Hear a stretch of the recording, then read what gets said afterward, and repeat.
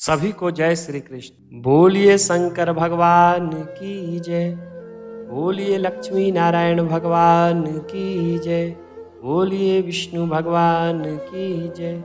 आइए अब हम 19वें अध्याय का श्रवण करते हैं। उससे पूर्व हम जानते हैं कि पिछले अध्याय में नारद जी ने बतलाया कि वो तीनों बीज बो दिए जाते हैं वृंदा की चिता पर, और वहां से क्रमशः तीन पौधे का उत्पन्न होता है, जिसमें माँ तुलसी होती हैं, और माँ तुलसी की व्याख्या नारद जी करते हैं। अब आगे की कथा हम श्रवण करते हैं। बोलिए लक्ष्मी नारायण भगवान की जय। पृथु बोलते हैं, हे महाराज, आपने इतिहास सहित अति आश्चर्यजनक तुलसी के महात्म और व्रत का वर्णन किया है, तो मैंने भली भांति श्रवण किया। कार्तिक व्रत करने वाले पुरुष का फल आपने कहा, फिर भी महात्म कहिए, और यह व्रत पहले किसने और कैसे किया, इसका वर्णन कीजिए। नारद जी कहते हैं, सहारचल पर्वत पर करवीरपुर नामक एक नगर में धर्मयज्ञ धर्मदत्त नाम का प्रसिद्ध एक ब्राह्मण रहता था। वह सदा विष्णु का व्रत करने वाला, निरंतर पूजा में तत्पर, द्वादश अक्षर मंत्र के जब से निष्ठावान तथा अभयागतों का सेवक था। एक समय वह कार्तिक महीने में प्रहर भर रात्रि रहते हरि जागरण के निमित्त हरि मंदिर को गया। हरि के पूजन की सामग्री लेकर वह ब्राह्मण जा ही रहा था।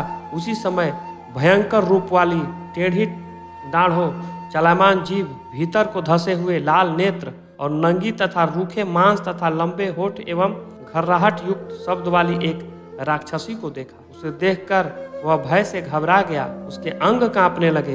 भय के मारे उस ब्राह्मण ने पूजा की सामग्री और पूजा के निमित्त लाए हुए जल से उस राक्षस को मारा। हरि का स्मरण करके तुलसी युक्त जल से मारने के कारण उस राक्षसी के सब पाप नष्ट हो गए। इसके बाद पहले जन्म के कर्मों के परिपाक से उत्पन्न अपनी दशा का स्मरण कर ब्राह्मण को दंडवत प्रणाम करके वह बोली, कलहा बोली, पूर्व कर्म के फल से मैं इस दशा को प्राप्त हुई हूँ, अतः हे ब्राह्मण, मैं कैसे उत्तम गति को प्राप्त हूँ। नारद बोले, भली भांति प्रणाम करके अपने कर्म को कहती हुई कलहा को देखकर वह ब्राह्मण विस्मित होकर बोला, इस कर्म के फल से तू ऐसा दशा को प्राप्त हुई थी, तू कहाँ की है, कौन है, कैसा तेरा सील है, सो सब मुझसे कहो। कलहा बोली, हे महाराज, सौराष्ट्र नगर में भिक्षुक नामक एक ब्राह्मण था।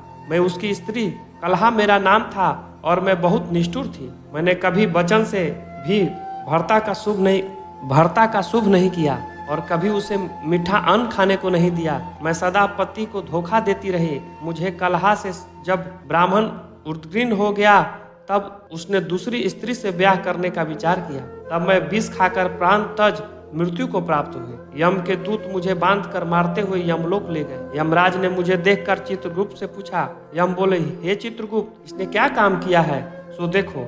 इसने भला या बुरा जो कर्म किया हो उसका फल पाओ। कलहा बोली, तब चित्रगुप्त मुझे धमकाते हुए बोले, उन्होंने कहा कि इसने कुछ भी शुभ कर्म नहीं किया है, और स्वयं मीठे अन्न खाती हुई इसने भर्ता को नहीं दिया। इससे वह वल्गुनी नामक पक्षी का योनि में पड़ के अपनी विष्ठा खाती रहे। इतने भर्ता से सदा द्वेष और कलह किया है, इसलिए यह विष्ठा खाने वाली शुकर योनि में प्राप्त हो। सदा भोजन पकाने के पात्र अर्थात कड़ाही को बटुली आदि में अकेली भोजन करती थी, अतः यह अपने उत्पन्न किए बच्चों को खाने वाली बिल्ली की योनि में जाए। इतने में अपने पति पर क्रोध कर आत्महत्या की है, इसलिए यह अति निंदनीय प्रेत शरीर में रहे। यह तुम्हारे दूतों द्वारा मरुदेश में पहुंचने योग्य है। वहाँ प्रेत शरीर में स्थित यह बहुत काल पर्यंत न रहे, फिर अशुभ कर्म करने वाली और यह तीनों योनियों को भोग करे। कलहा बोली, तदंतर मैं 500 वर्षों से प्रेत योनि में भूख और प्यास से पीड़ित और अपने कर्म से सदा दुख युक्त होकर रही। प्यास और भूख से पीड़ित मैं एक वैश्य के शरीर में प्रवेश करके दक्षिण दिशा में कृष्णा और वेण इन दोनों नदियों के संगम पर आई। जब उनके तट पर पहुंची, तब शिव तथा विष्णु के गण ने मुझे उसके शरीर से दूर कर दिया। हे ब्राह्मणोत्तम, तदंतर प्यास से पीड़ित मैं तुम्हारी दृष्टि में आई, और तुम्हारे हाथ में तुलसी दल युक्त जल के संघर्ष से मेरे पातक दूर हो गए। हे ब्राह्मण श्रेष्ठ, मुझ पर कृपा करो, और जिससे मैं आगे होने वाले 3 योनियों तथा इस प्रेत योनि से मुक्ति पा जाऊं। इस प्रकार कलहा के वचन सुन और पूर्व के कर्म फल से उत्पन्न उसकी ग्लानि देखते उत्पन्न कृपा से चलायमान चित्तवृत्त वाला वह ब्राह्मण बहुत देर तक सोचकर दुख से यह वचन बोला। 19वां अध्याय समाप्त हुआ। बोलिए लक्ष्मी नारायण भगवान की जय।